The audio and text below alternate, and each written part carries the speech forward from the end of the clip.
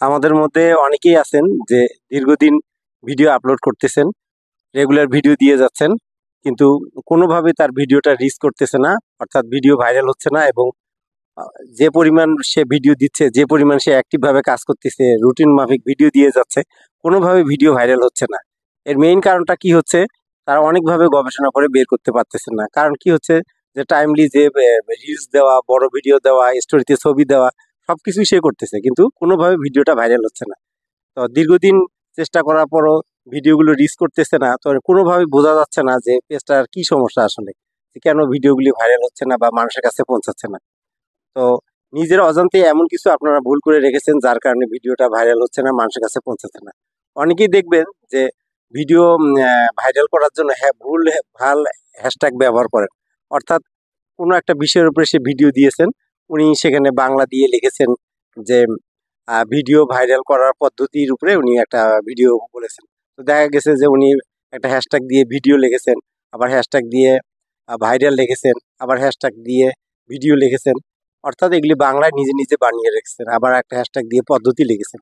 এইভাবে হ্যাশট্যাগ দেওয়ার কারণে কি হয়েছে, তার ভিডিওতে যে পরিমাণ হ্যাশট্যাগগুলি ফেসবুকের মধ্যে আছে, এটা সে বানিয়ে বানিয়ে বাংলা দেওয়ার কারণে এটা কোনো তার হ্যাশট্যাগ হয়নি, সে নিজের মতো বানিয়েছে। তো এই জাতীয় হ্যাশট্যাগ থেকে কি হবে, যে তার ভিডিওগুলি কিন্তু ফেসবুক যথেষ্ট পরিমাণ অডিয়েন্সের কাছে পৌঁছাবে না। অন্যদিকে ফেসবুকের ভিতরে যেগুলি পরিমাণ মিলিয়ন মিলিয়ন করে ভিউ আছে ভিডিও ইয়াতে হ্যাশট্যাগে, তো সেগুলিতে না ইউজ করে নিজের মতো করে ভুলভাল, বা অনেকে আছে যে আমরা ভিডিওর নিচে যে টপ হেডিংটা দেওয়া হয়, সেটা যেটা দেওয়া হয় সেটাকেই তারা হ্যাশট্যাগ বানিয়ে ফেলে। অর্থাৎ কি, হ্যাশট্যাগের যে আলাদা একটা ভাষা আছে, হ্যাশট্যাগের যে আলাদা একটা অর্থ আছে, অর্থাৎ মিলিয়ন মিলিয়ন ভিউ যেগুলিতে হয় সেগুলি হ্যাশট্যাগ আমরা ইউজ করি কি জন্য, ভিডিওতে ভিউ হওয়ার জন্য।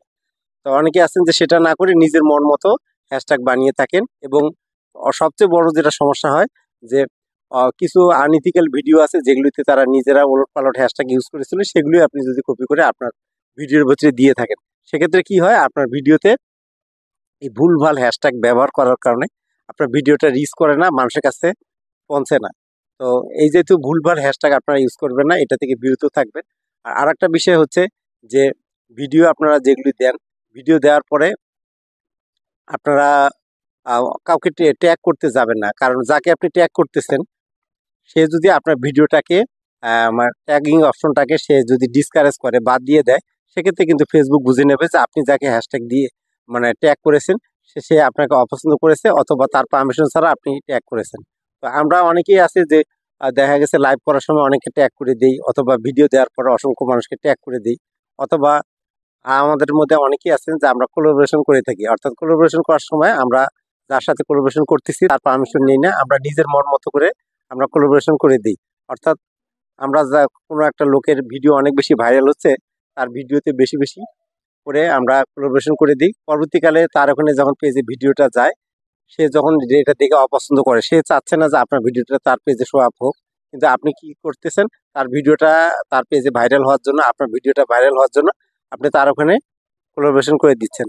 তো এতে করে তার পছন্দের বাইরে, তার পারমিশনের বাইরে আপনি যখন কোলাবোরেশন করতেছেন, সে কিন্তু বিরক্ত হয়ে আপনার কোলাবোরেশনটা বাতিল করে দিচ্ছে। এতেও কিন্তু ফেসবুক আপনার পেজটাকে ডাউন করে দিতে পারে, এবং আপনার বছরের পর বছর আপনি ভিডিও দেওয়ার পরেও আপনার পেজে মনিটাইজেশন আসতে পারে, এমনকি আপনার পেজে বড় ধরনের ইস্যু আসতে পারে। এই জন্য ফেসবুকে এই জাতীয় ভুলভাল কাজগুলি আপনারা করবেন না। কারণ এই জাতীয় ভুলভাল কাজ করলে আপনার অনেক কষ্ট করার পরে আপনার পেজে যে পরিমাণ রিচ হওয়ার কথা, যে পরিমাণ ভিউ হওয়ার কথা, সেটা না হয়ে আপনার পেজটা উল্টে আরো ডাউন হয়ে যাবে। সুতরাং এই বিষয়গুলি আপনারা অনেক বেশি খেয়াল করবেন, নইলে আপনাদের পেজের কিন্তু যে পরিমাণ ভিউ হওয়ার কথা, রিচ হওয়ার কথা, এটাতে আপনি কখনোই পাবেন না এবং সাফল্য অর্জন করতে পারবেন না। আশা রেখে আপনারা বিষয়টা বুঝতে পারছেন। আপনাদের সবাইকে অসংখ্য ধন্যবাদ।